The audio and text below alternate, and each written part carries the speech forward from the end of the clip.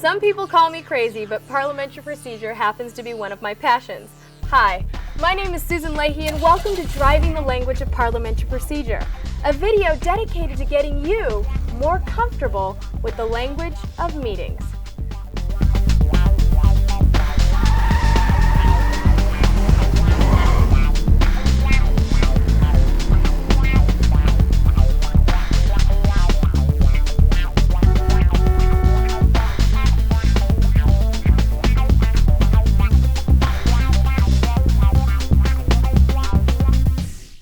I believe that there are few things more amazing than the feeling of a meeting where work actually gets done, where people feel heard, communication happens, and business actually occurs. When people walk out of the room feeling like they contributed to action being taken. But for those times when business doesn't get done, we feel like we've wasted our valuable time, and well, we tend to blame it on the different personalities, motives, and communication styles that really make up the boards or the groups that we're a part of. I'm here to offer a different argument. Maybe the work isn't getting done because everyone is not speaking the same language. The intent of using parliamentary procedure is to really use all of the voices of the members of the assembly to create change or to make action. Like most languages, parliamentary procedure has been passed down from generation to generation and used by assemblies and boards worldwide. Also, like any language, parliamentary procedure is about rules, structure, and of course has its own vocabulary. It is a language that has both content and context. The content consists of the motions and the rules. The context is how the language sounds and how it weaves together during meetings.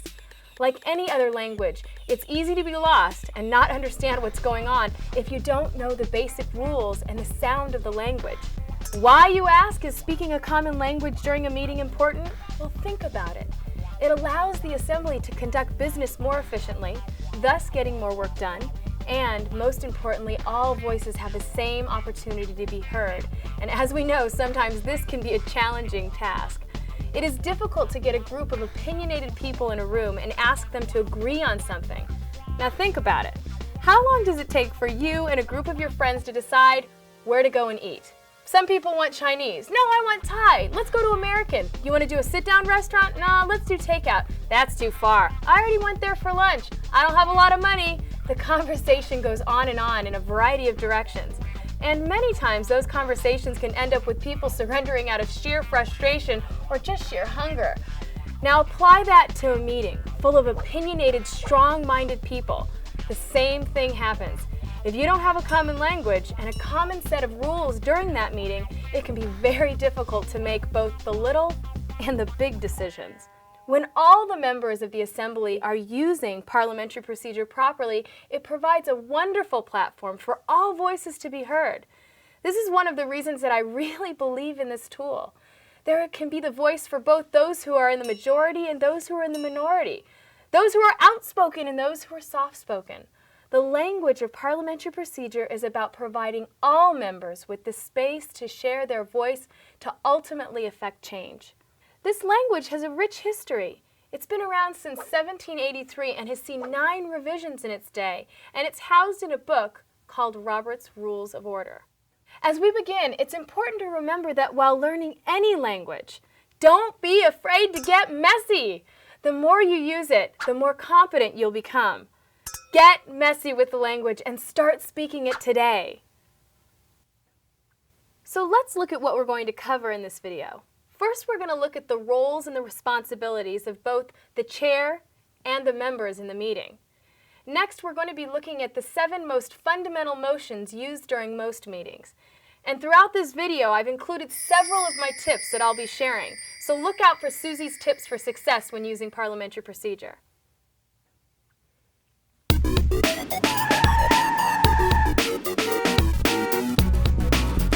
It is important to remember that all organizations will run their meetings just a little bit differently, but there's always a chair, always a secretary, and of course there's always members that make up the assembly.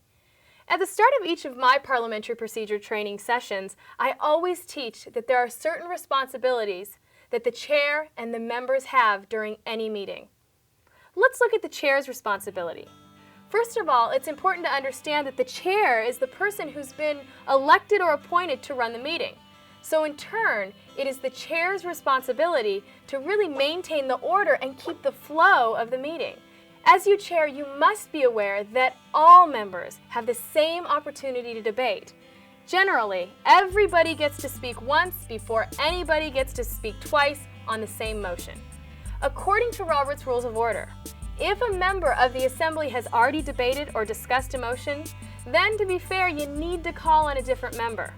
And most importantly, as an effective chair, it is your responsibility to keep everyone on track about what is being debated, discussed, and ultimately voted on during the meeting. Because I look at parliamentary procedure as another language, when I chair a meeting, I look at my position kind of like being a translator for those members who are having trouble with the language of parliamentary procedure. It's important to me that the members have an understanding, particularly before a vote is taken. So chairs, your responsibilities during any meeting are to maintain order, keep the flow of the meetings, make sure that everyone has an equal opportunity to debate, and most importantly, serve as the translator during the meeting. Your goal is to make sure everyone's on track. Okay, members, it's your turn.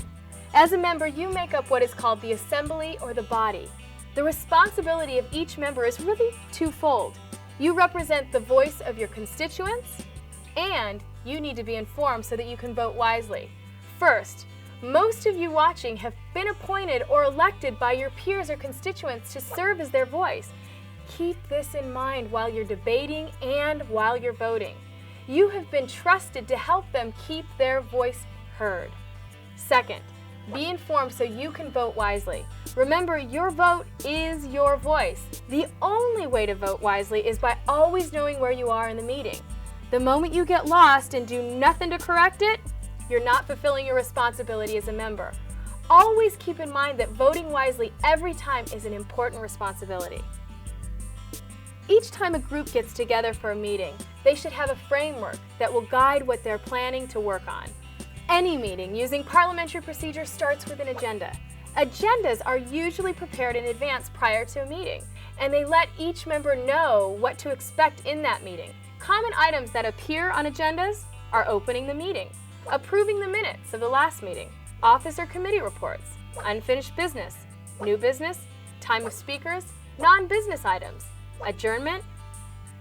And again, understand that the agenda provides an overview of the meeting so that members can prepare, educate, or research items prior to the meeting. But more importantly, it literally puts everyone on the same page when they get into the room. I guess that means it's time for Susie's tip number 1, and that's slow down to speed up. When it comes to parliamentary procedure, speed is important, but maybe not the way you think. It is an interesting phenomenon for me because when I enter into the meeting atmosphere, I slow way down. Normally, I'm a very rapid speaker and I can get going, but the moment I get into a meeting, even with all my experience with parliamentary procedure, I slow down. My thought processes slow down, the way I talk slows down. Too many people try to move too fast and just end up confusing and frustrating both themselves and the rest of the members in the meeting. This language sounds fast enough without trying to speed it up. Pace is everything when you're using parliamentary procedure. Not only will you actually sound more intelligent if you slow down when using this language, but what you say will make more sense to everyone else. So remember, Susie's tip number 1, slow down.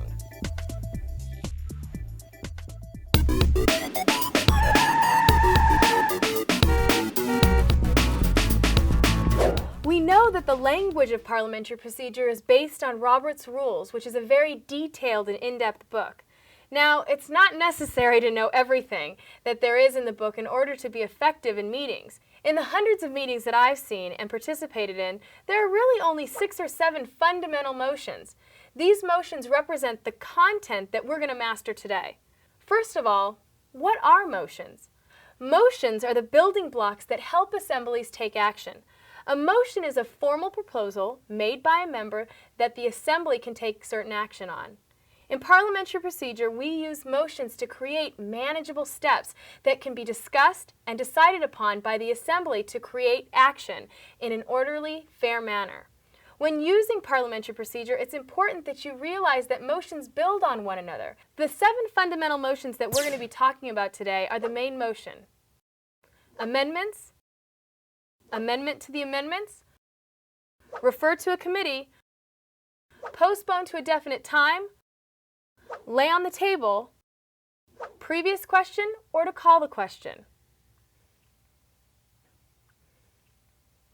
Well, we're guess missing it's like one person, Danny from the Young Publican.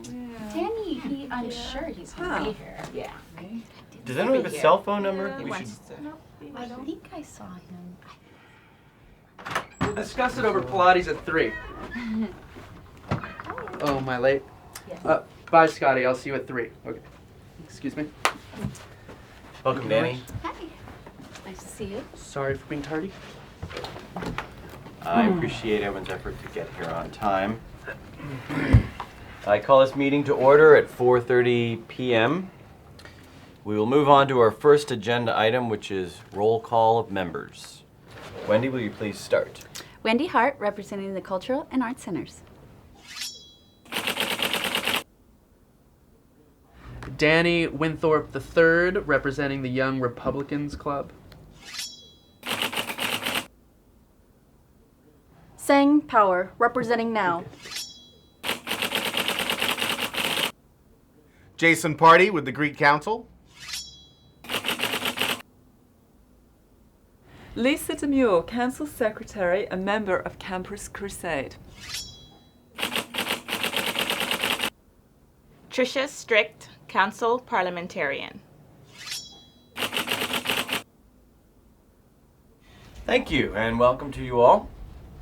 Let the minutes reflect that all members are present.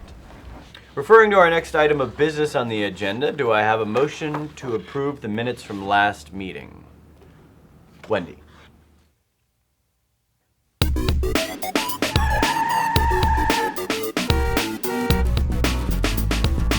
So let's look at the first of our motions, the main motion.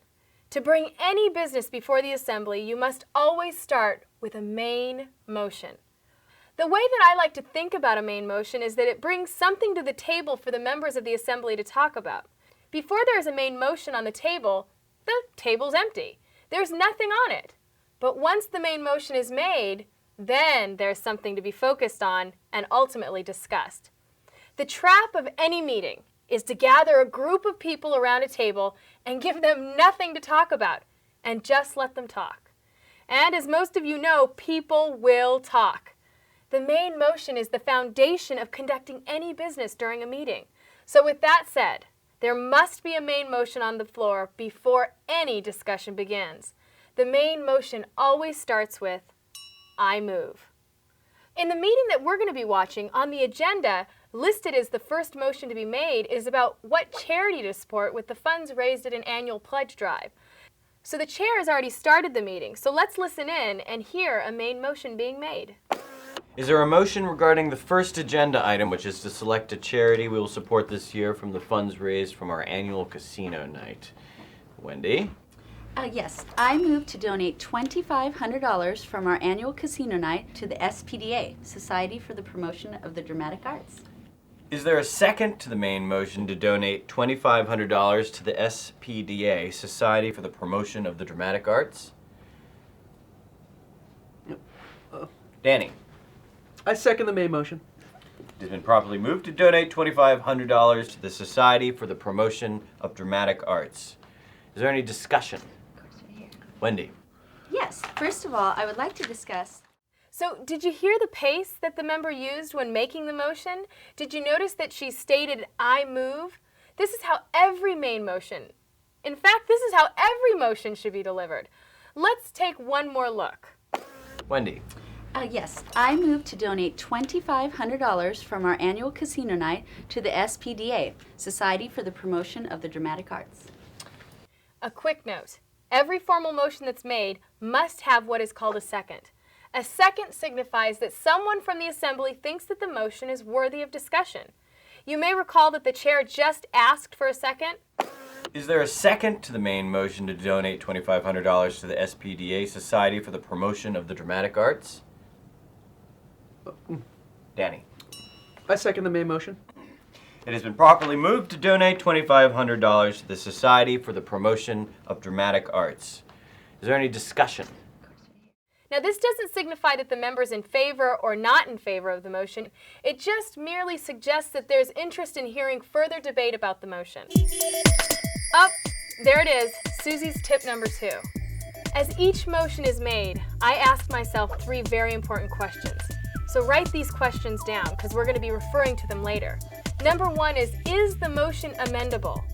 Meaning, can the motion be changed? Number 2, is the motion debatable?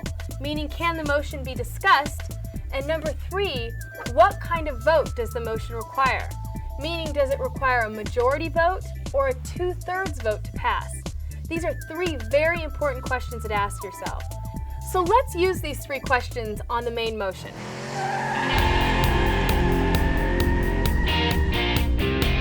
Number 1, is the main motion amendable? Meaning, can you change it? Susan will talk about amendments later, but for now, remember that yes, the main motion can be amended or changed. It can be added to or subtracted from. Number 2, is the main motion debatable? Meaning, can you discuss it? Absolutely yes, you can discuss the main motion. This only makes sense. This is where the members of the Assembly talk, discuss, and debate the issues. Remember that debate has to be limited to the main motion only. This is to keep everyone on task. And thirdly, what type of vote does the main motion need? The main motion only requires a simple majority vote to pass.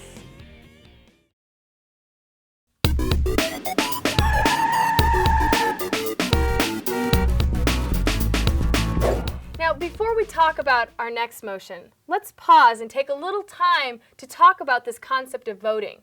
We've all probably voted numerous times in our everyday lives, and voting is obviously central to any meeting using parliamentary procedure.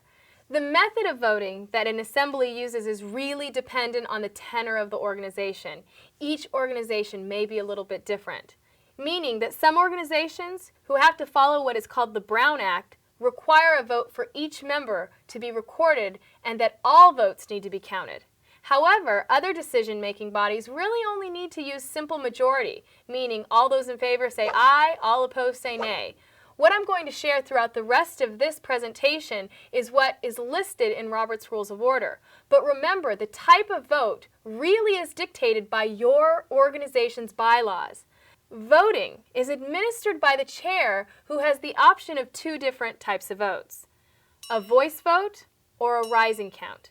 A voice vote is exactly what it sounds like. The chair will call for a voice vote by saying, all those in favor say aye, all those opposed say nay. This type of vote often suffices when only a clear majority is needed to pass or kill a motion. Seeing no further discussion, we will now proceed to vote on the main motion.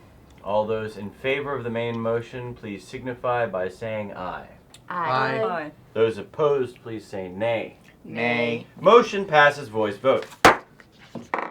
Often, though, a 2/3 majority vote is needed to pass certain motions, and getting an accurate 2/3 vote is tougher to gauge through a voice vote. So, the chair would call for what we call a rising count, which can be done by a show of hands or through standing. A rising count can also be taken if there's any question about the validity of a vote. With that said, I encourage you all to vote against this motion. Any further discussion? Seeing none, we will now proceed to vote on the main motion. All those in favor of the main motion, please signify by raising your hand. All those opposed, same sign. 4 in the affirmative, 2 in the negative. Motion passes. Now, have you ever been in a meeting where the voice vote being taken just was really close, or it wasn't clear if all the voices were equally heard? As a member of the Assembly, you have the power to request that the chair take a rising count on any vote. All you have to say out loud is, "Division of the House," and the chair is compelled to do a rising count right after the vote is taken. Let's take a moment, go to our meeting, and see what a division of the House looks like. Seeing no further discussion, we will now proceed to vote on the main motion. All those in favor of the main motion, please signify by saying aye. Aye. All those opposed say nay. Nay. The motion Division of the House. division in the House has been called. We will now proceed with a rising count. All those in favor, please signify by raising your hand. All opposed, same sign. Motion fails with 2 in favor and 4 in the opposition.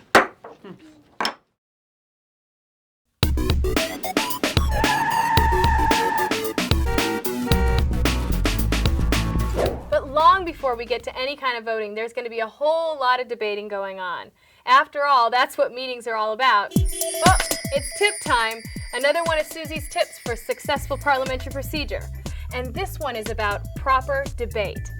Too many times I have listened to individuals during meetings give away the power of their voice because they're unclear about what they're really trying to say.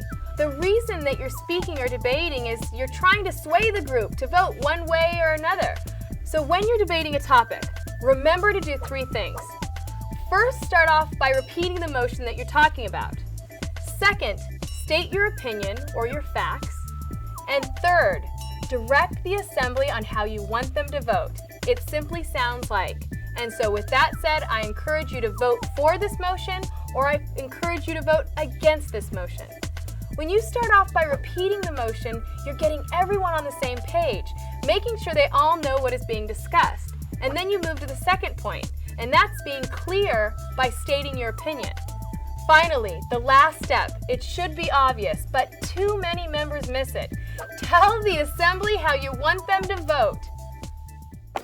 Is there any further discussion on the main motion, which is to donate $2,500 to the SPDA, Society for the Promotion of the Dramatic Arts? Jason. Regarding the main motion to donate $2,500 to the SPDA, it is my opinion that donating to the arts in the community is very important. But there are a lot of other organizations that could benefit from this money. Do we really want to give this money to people who are just going to put on a play and jump around in tights? As for my constituents, they're not even associated with the SPDA. So with that said, I encourage you to vote against the main motion. Thank you. Is there any further discussion? Danny. About the main motion to donate money to this SPDA, if I want to see Men in Tights, I'll rent the movie. All right, settle down.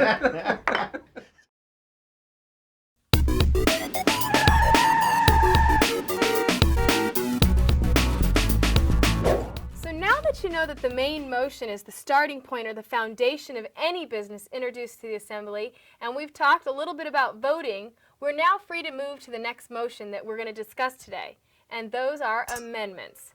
Amendments are widely used and often misunderstood.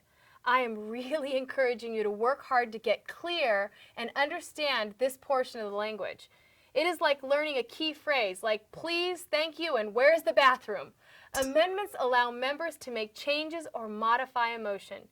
Changing a motion is done by adding to or subtracting something from the motion. Making an amendment influences what the assembly is going to discuss.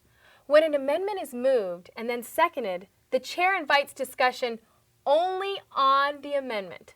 While the rest of the motion is still on the table, the assembly is now just focusing their discussion on the portion that's been amended. Let's talk about food again, but this time let's use a plate of food. We've got potatoes, we've got vegetables, and we've got meat.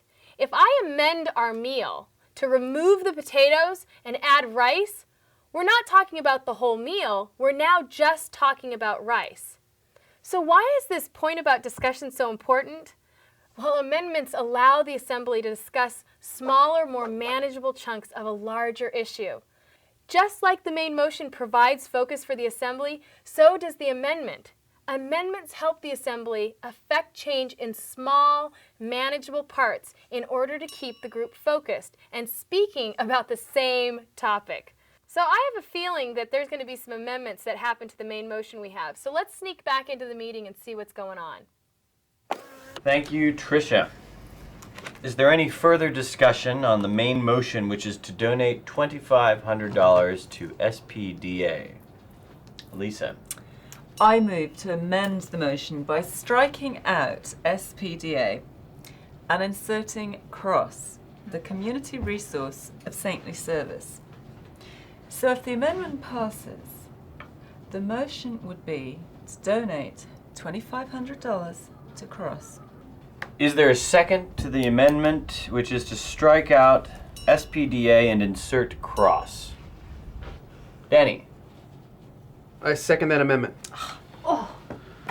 The amendment to strike out SPDA and insert CROSS, the Community Resource of Saintly Service, has been properly moved and seconded. Is there any discussion on the amendment? Lisa? Thank you, Mr. Chairman. I amended the main motion from SPDA to CROSS because CROSS is an organisation which touches thousands of people each year. Now, I really liked this amendment, not because of necessarily what was said, but how it was handled. Did you hear how clear the amendment was and how many times it was repeated? It's tip time again. This one's about repetition. Okay, this is one of the easiest and most overlooked tips when it comes to using parliamentary procedure. Remember that when you speak, you want people to remember and understand what you say. Well, one of the simplest ways to make them at least remember what you're saying is to tell them over and over and over again. Repetition during a meeting is your friend. Never be afraid to repeat yourself. What am I asking you to repeat? Repeat the motions that you're discussing at that moment. The importance of repetition especially goes for those who are chairing or leading a meeting. Chairs, remember how I suggested earlier that you serve as a translator? Well, repetition is a great tool to help get people caught up in understanding exactly what is happening during the meeting. Why? By repeating yourself, you're doing two things. One, repetition helps to keep you, the chair, on track. And number two, repetition helps to keep the members of the meeting on track.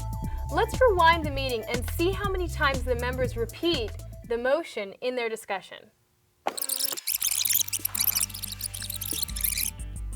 Is there any further discussion on the main motion, which is to donate $2,500 to SPDA? I move to amend the motion by striking out SPDA and inserting CROSS. So if the amendment passes, the motion would be to donate $2,500 to CROSS. Is there a second to the amendment, which is to strike out SPDA and insert CROSS? The amendment to strike out SPDA and insert CROSS, the Community Resource of Saintly Service, has been properly moved and seconded. And because amendments are motions, we can apply the same 3 questions or criteria to them as we did with the main motion. Remember our questions?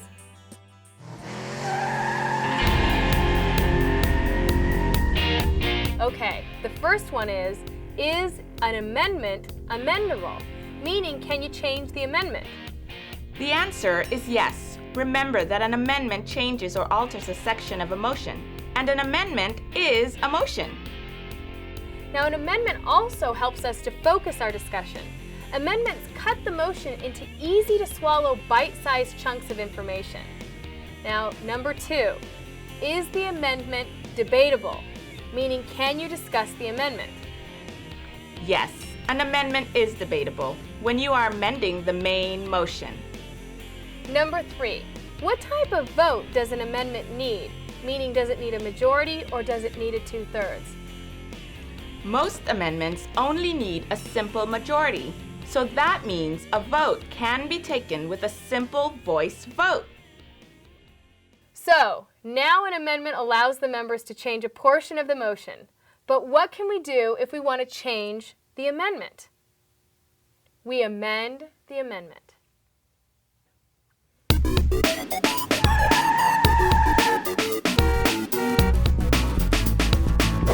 After an amendment has been made, the members of the Assembly have the power to change that amendment.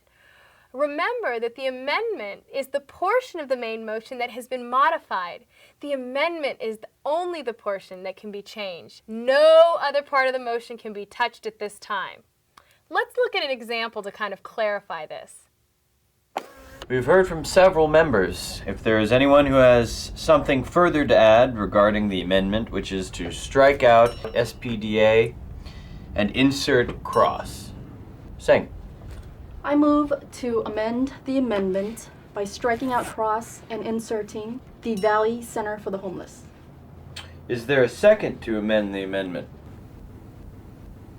I second the amendment to the amendment. It has been moved and seconded to amend the amendment by striking out cross and inserting the Valley Center for the Homeless. Is there any discussion on the amendment to the amendment? Sing. I moved to amend the amendment by striking out cross and inserting the Valley Center for the Homeless because cross's focus is too narrow and not all of us support their beliefs. Therefore, I encourage you all to vote in favor of the amendment to the amendment. Thank you. Is there any further discussion on the amendment to the amendment? Wendy. Thank you so much. I disagree with the amendment to the amendment. There are other ways to give back to the community.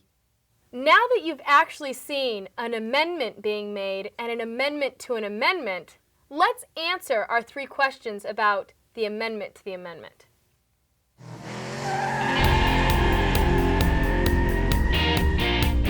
First of all, is the amendment to the amendment amendable?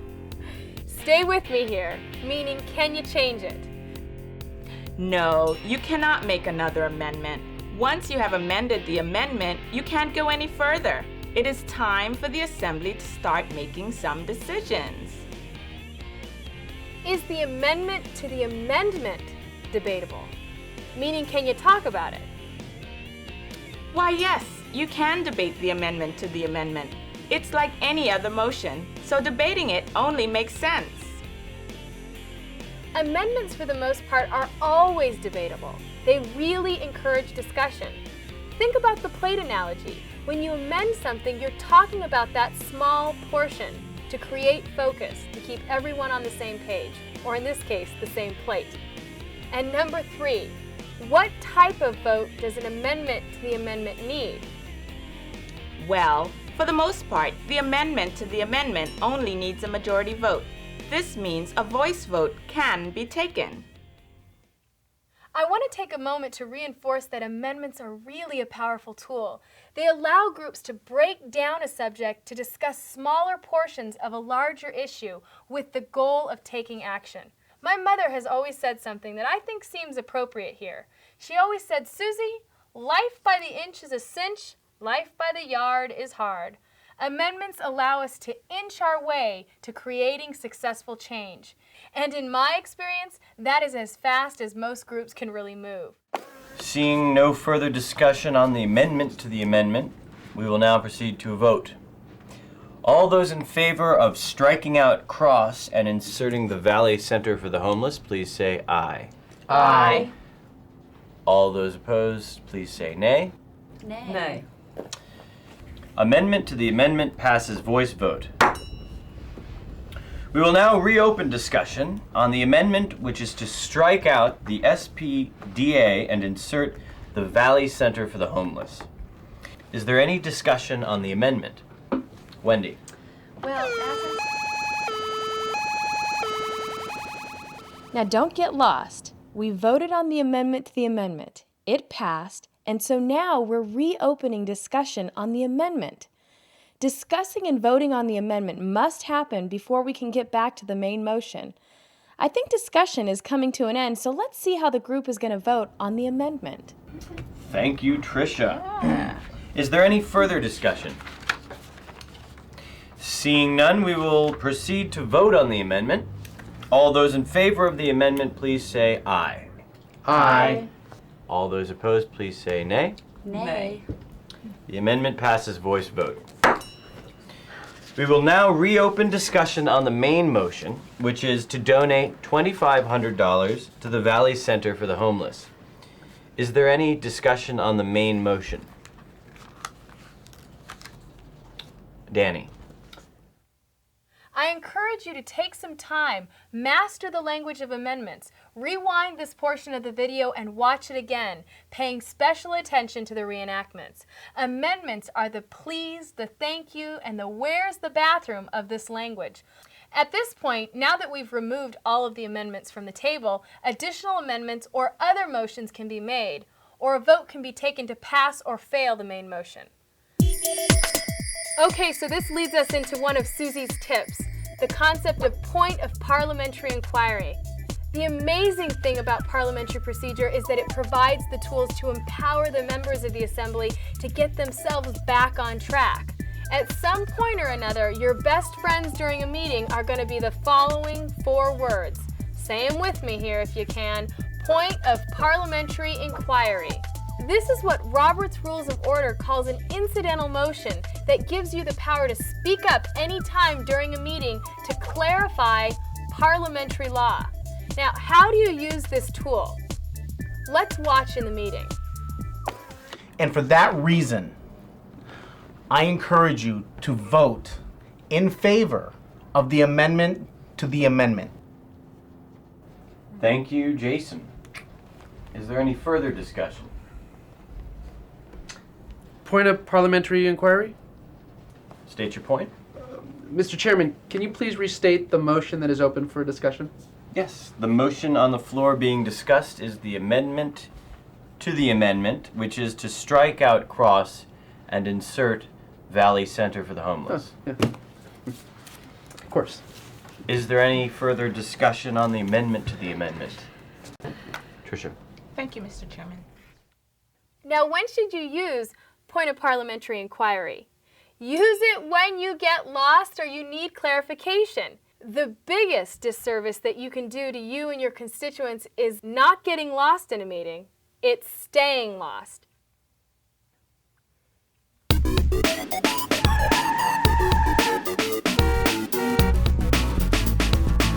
When there's a matter of serious importance on the table and the members of the Assembly are concerned about the impact that that motion may have, the Assembly will often need to get more information before making any decision. When this happens and the voting body decides that more research or study is needed, the motion can be referred to a committee. When a member of an assembly is making a referral, 2 things must be a part of the motion before it is complete. Number 1, what committee is it being referred to? And number 2, the time the committee will report back to the assembly. Now let's review our 3 questions.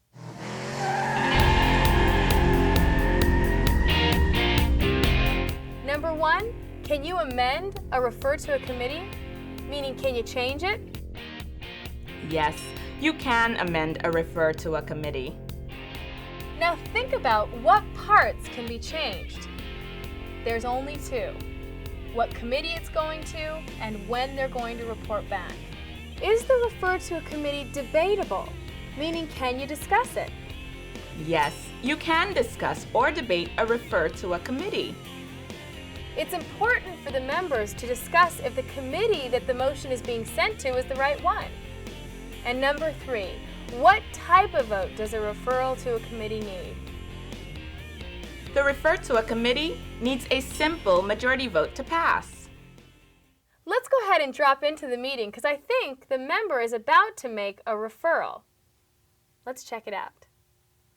Is there any further discussion? Jason. I move to refer this matter to the Finance Committee to report back during our next regularly scheduled meeting. Is there a second on the referral? Danny.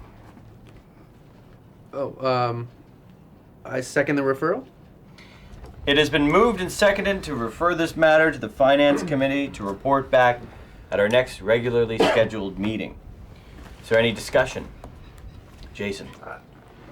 I moved to refer this to the Finance Committee because I would like to know exactly how much we can afford to donate, and I would like them to report back to us at our next meeting because I do believe that this is an important cause, and the sooner we can donate our funds, the better. So I encourage you to vote in favor of the referral. Is there any further discussion? Wendy? In reference to the referral,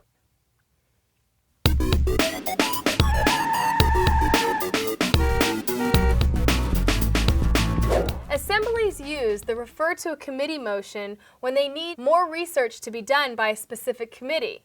But what if a member simply wants to check in with his or her constituents before voting on an issue? The motion that should be used here is called a postpone definitely, or also known as a postponement or postpone to a definite time. This motion really is as straightforward as it sounds. If passed, this motion means that the matter is put on hold until a time that the Assembly agrees on, at which point it's brought back to the Assembly, debated, and then voted on. As with any motion, postponing definitely needs a second and, importantly, a definite time when it's going to be brought back to the table.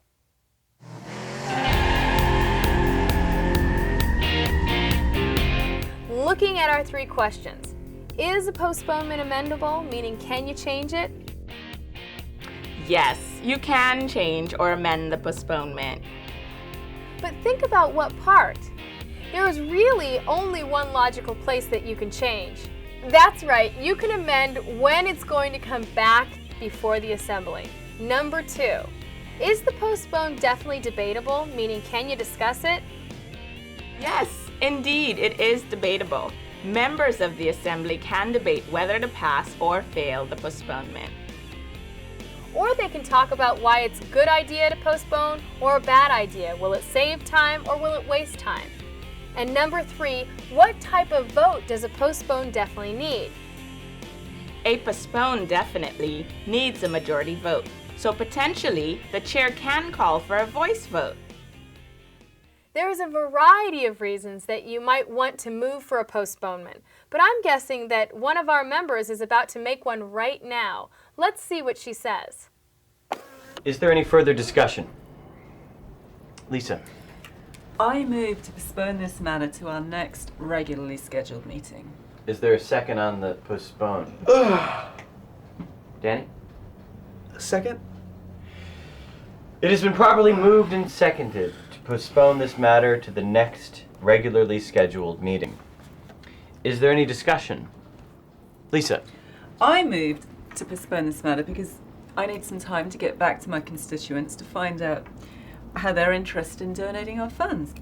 Also, this will give us some time to do some research on which charities have the more urgent or pressing need. Therefore, I seriously encourage you all to vote yes on this postponement. Is there any further discussion on the postponement? Jason? So it's obvious that our member wanted to take some more time with her constituents to discuss which charity we should donate our money to. So that's why she moved to postpone this to the next meeting. Now I'm sure you noticed the specific time when the motion would be brought back to the Assembly, but let's go ahead and watch that motion again. I move to postpone this matter to our next regularly scheduled meeting. This is a very important part of the motion because it lets the members know how long they have to gather information before they bring the motion back before the Assembly for discussion and hopefully action. Now remember, we said that a motion to postpone to a definite time could be amended, but the only portion that can be amended is the time that it will be brought back. To review the motions that we've seen thus far, we've talked about the main motion. This brings business before the Assembly. The first motion made is the main motion. Amendments, to make an addition to or a subtraction from a motion. Amending the amendment, to make an addition to or a subtraction from the amendment. Refer to a committee. This is to give the motion to a committee to research more information to bring back a report to the Assembly. Postpone to a definite time. Take some additional time to research the motion before it is brought to a vote. Oh, here's another one of Susie's parliamentary procedure tips. It's about designating a parliamentarian. Okay, even I admit that things can get a little confusing when the motions and the amendments and the amendments to the amendments and the postponements and the refers to the committees get flying. My tip is that it's important for every organization to designate one person to be the parliamentarian. Occasionally, as a chair, you may have questions about the protocol or procedure that must be answered in order for the meeting to progress. One of the worst things that a chair can do is to get put into the trap of opening your question about parliamentary law to the assembly. Most every member will have an opinion, and if everyone starts trying to put in his or her 2 cents about what's going on, you will all end up more confused. The smart thing to do is to designate one parliamentarian to whom the chair will direct any question about proper use of parliamentary procedure. If you get lost as the chair or you need assistance with procedure during the meeting, call only upon your parliamentarian. If you're the chair of the meeting, do not be afraid to take a moment to collect your thoughts. This is kind of the tip about slow down. Chairs get in trouble when they keep talking when they get lost and they try to work their way through. Slow down and turn to your parliamentarian for assistance. I think we had a situation in our meeting where the chair actually needed some help. Let's see how he handled it. I think that the Valley Centre for the Homeless is a great charity for us to donate our funds to. If we don't give it to Cross, then we should at least give it to an organisation that's going to help the less fortunate. Point of parliamentary inquiry? State your point. Are we discussing the amendment or the postponement?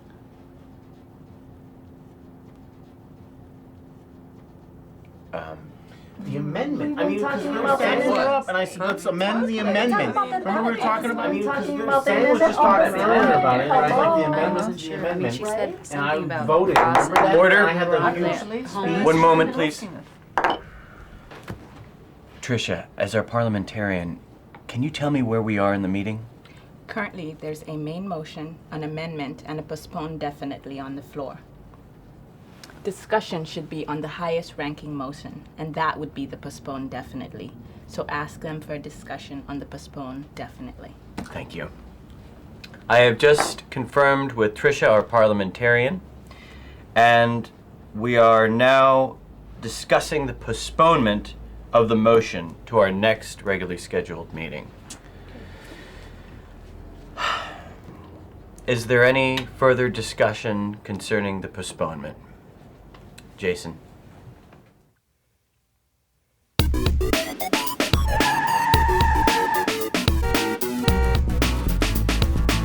Most of the motions that we've talked about so far are pretty straightforward, right?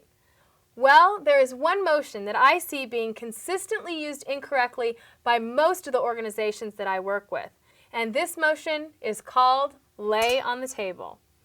For the most part, I find that people are trying to use the lay on the table as if they were referring something to a committee or they were trying to postpone it to a definite time.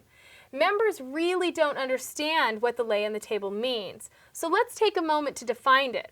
When a member moves to lay a matter on the table, this means that the assembly has more urgent or pertinent business that needs to be dealt with at that time. So what's the more pertinent business? It could actually mean you're introducing a new main motion, there's a presentation that's going to take place, maybe you have a speaker, or there is a time-sensitive matter that needs to be dealt with. If the motion to lay on the table is made, the chair should ask the maker of the motion what the more important business is. When the member states the business and the lay on the table is seconded, a vote is taken, because as you'll find out, the lay on the table, it's not debatable.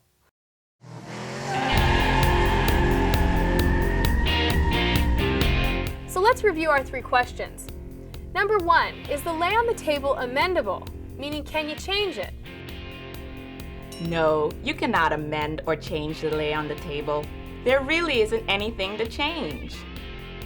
When you're making a lay on the table, what you're saying is you want to move aside the motion you're working on and put a new item of business in front of the assembly. There's really nothing to add or subtract from that motion. It's complete as stated. Number 2, is the lay on the table debatable? Meaning, can you discuss it? No, you cannot discuss a lay on the table. An effective chair should ask the maker of the lay on the table to share their more important business. But after that, no discussion should be taken. A second should be taken, and then a vote should immediately follow. Number 3, what type of a vote does a lay on the table need? Meaning, does it need a majority or a 2/3? A vote can be taken with a simple voice vote. Because the lay on the table is essentially laying aside an entire topic of discussion, it would be logical that most of the members agree on it. Let's go back to our meeting and see how a lay on the table should be handled.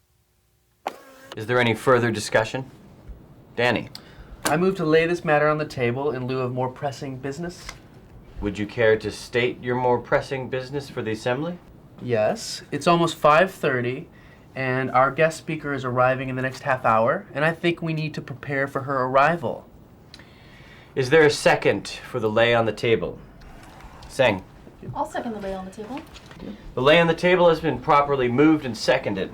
So all those in favor of laying this matter on the table, please raise your hand. All those opposed, please raise your hands. The lay on the table fails. 1 in the affirmative, 5 in the opposition. We will now reopen discussion on the amendment. Notice that that motion was voted down, so the discussion was reopened on the motion that was on the floor before it. Unlike the motions of referring to a committee or postponing definitely, the lay on the table does not include a time to bring back a motion. So the motion being pushed aside could potentially sit there forever without being addressed. Now, without going into too much detail, I will tell you that in order to bring a motion that has been laid on the table back before the Assembly, a member of the Assembly has to move to take from the table. That's a whole separate motion. Again, most assemblies generally do not use a lay on the table properly. A good rule of thumb is that unless you really do have business that is so urgent, it has to be discussed immediately through a lay on the table. Stick to postponing the motion to a definite time or referring it to a committee.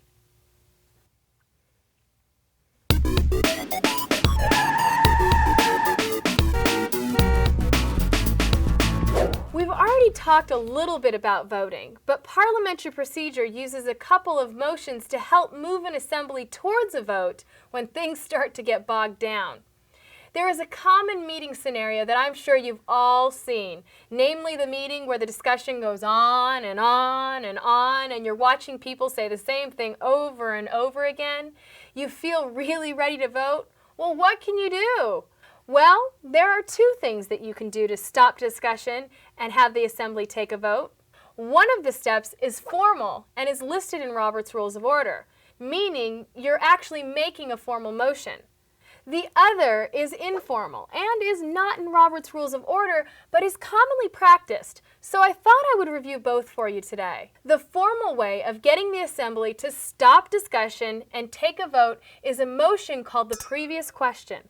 Simply put, when a member moves the previous question, they want the Assembly to stop discussion and take a vote.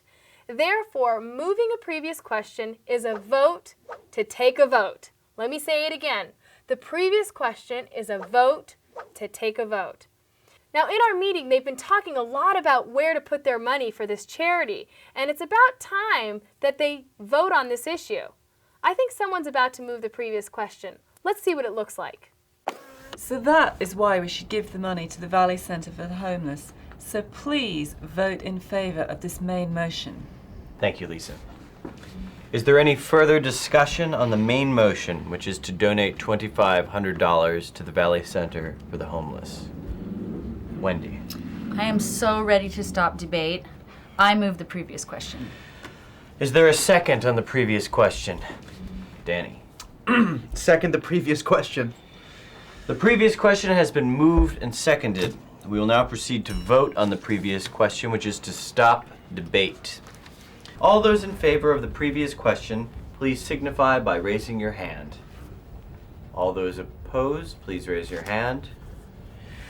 Previous question passes with a 2/3 majority vote, 5 in the affirmative and 1 in the opposition.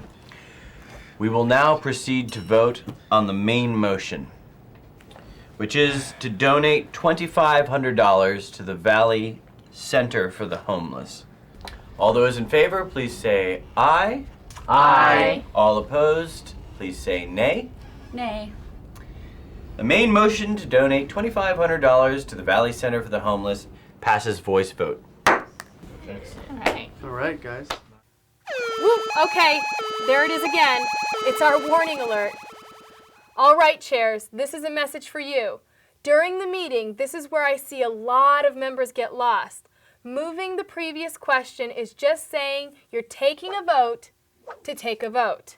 What invariably happens, though, is that some members think that the vote being taken is on the motion itself and not just on the previous question. Chairs, this is the time to repeat yourself to keep everyone on track so that they can vote appropriately. Once again, because the previous question is a formal motion, let's answer our 3 questions.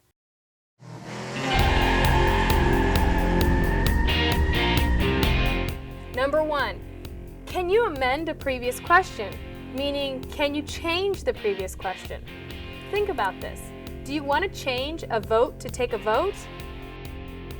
No, there really isn't anything to change. So no, you cannot change or amend the previous question.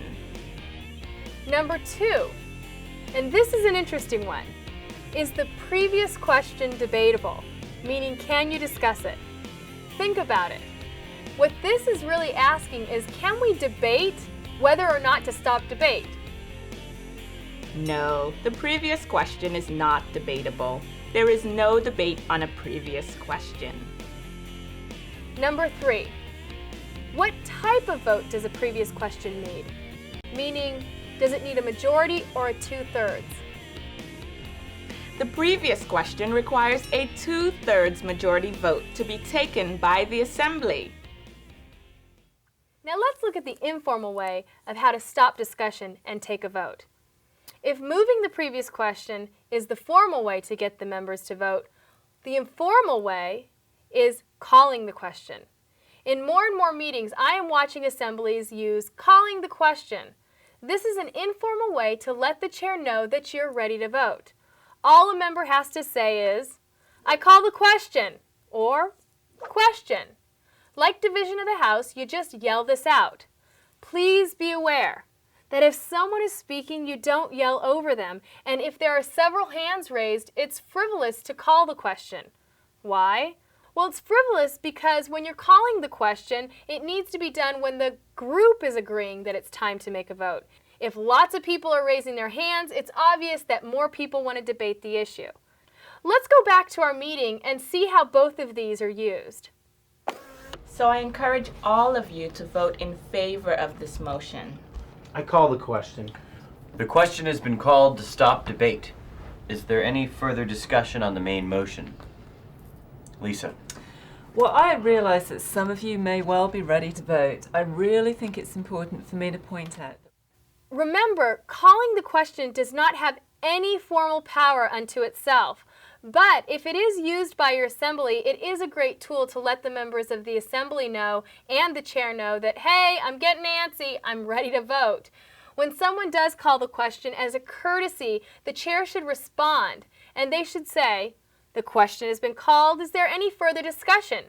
If a member raises his or her hand, the discussion continues. If not, then a vote is taken.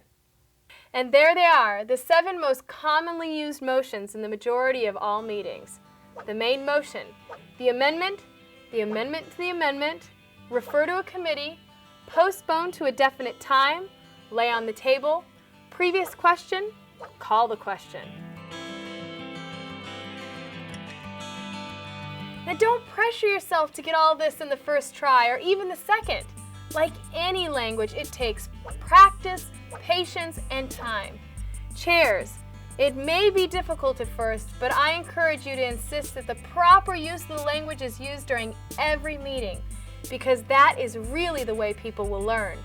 If a member is trying to state a motion but is having trouble with the language and how to exactly word it, give them the space and the encouragement to do it right. You may have to help them, but after they find the words, give them the space to say it again. This will not only help them, but it'll help the entire assembly learn the language. You're doing your group a favor. Always, always encourage the proper use of the language at every meeting. I think you will find that Susie's tips for success while using parliamentary procedure will actually be helpful to remember. So let's review those one last time. Slow down. Pace is everything. Use the 3 questions. Don't waste your voice. Be clear when you're debating. Repetition is key. Use point of parliamentary inquiry. Designate a parliamentarian. The language of parliamentary procedure is like any other language. It takes time to learn. But once you're able to speak it fluently, you'll be able to drive any meeting that you're in, whether you're the chair or a member. It's a fun language because it's designed to help create movement and help people and groups take action. Get messy and start using it today. My name is Susan Leahy, and I thank you for taking this ride with me as we learn to drive the language of parliamentary procedure. Good luck, have fun, and I now call this meeting adjourned. Ladies and gentlemen, we got a lot done today. Congratulations. I call this meeting adjourned. Well, thanks very much. It was fun. See you next time. I was, funny enough, in Bulgaria doing an anti-terrorism industrial, but when I got this call from Susan Leahy at 3 in the morning in Budapest in my hotel room, and she said she was doing Parley Pro, I said, I'm there. I didn't even want to read the script. Jared and Susie, they're great. Met them at a phone party in Tokyo. I spoke to my agent, we broke my contract in Budapest, and I flew out to LA immediately, and within a day I'm working with some of the best industrial filmmakers I've ever worked with. Some of the best actors I've ever worked with. A guy named Dave Metz, who I'm sure you've seen him in Burger King commercials. I don't know if you're talking to Danny Sherman, but us being on the same set is a miracle in and of itself. I mean, we were major rivals for a long, long time. We actually got into a fight once on the set. This is nothing big. I think it was over a toasted bagel, actually. In any event, I lost a tooth, and these are all crowns. And, well, anyway, that's pretty much why I left the country. So the combination of Susan Leahy, Jared Patrick, Dave Metz, boom operator, DJ. Drew Jonas, model extraordinaire, 2078-233-6274. Call me 6 foot, 185, do action, swimwear, runway, catalog, everything. You've been doing industrials in Tokyo in the last couple of years? Yeah, the money's a lot better. Really? Isn't it? I mean, you wouldn't know because you're sort of on the different Mitsubishi. Had me as pretty much their golden boy, and I was doing everything from instructional videos on how to paint an oil tanker to how to change a tire.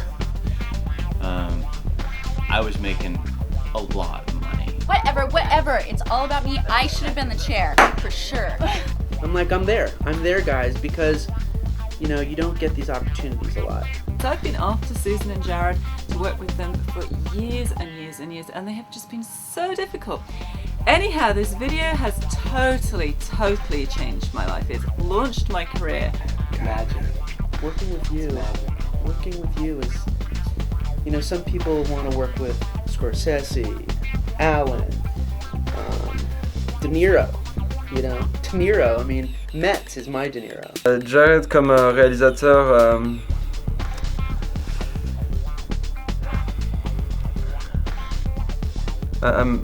j'essaie de trouver les mots gentils, mais j'y arrive pas là. Ouais, ben voilà quoi. This sweater was not my idea.